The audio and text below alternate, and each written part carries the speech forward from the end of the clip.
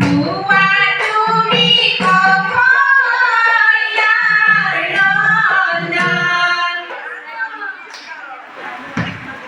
কাৰ কথা শুনি লক্ষ্মণৰ সঙ্গে তুমি জানকীক পঠাইলা আপুনি।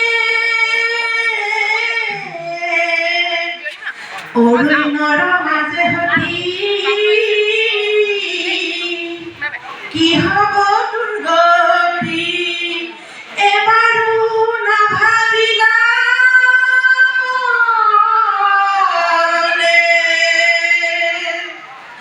ওৰা এবাৰো নাভাবিলা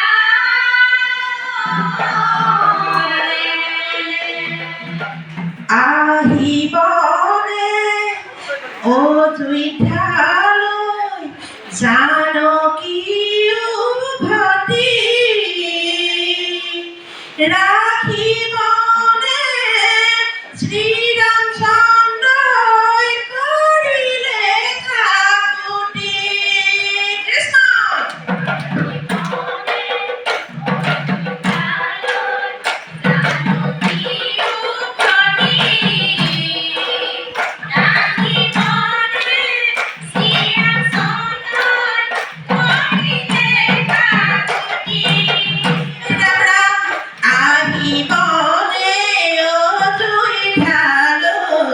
জানকী উভতি। ৰাখিবনে শ্ৰীৰামচন্দ্ৰই কৰিলে কাকুতি। আহিবনে অযোধ্যালৈ জানকী উভতি। আহিবনে শ্ৰীৰামচন্দ্ৰই কৰিলে কাকুতি। আমাৰ এই দিহানামটো শুনি আপোনালোকে কেনেকুৱা পাইছে বাৰু জনাবচোন।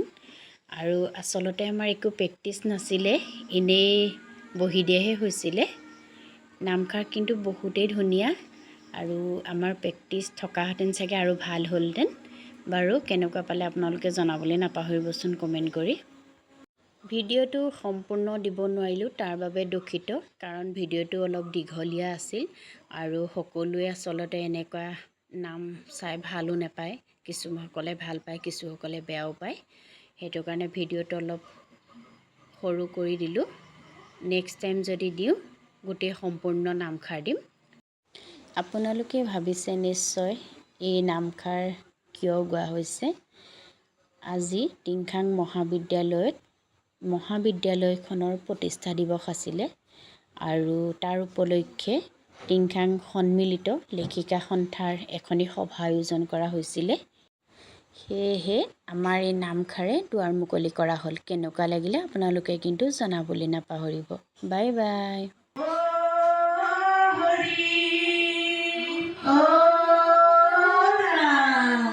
কৃষ্ণ।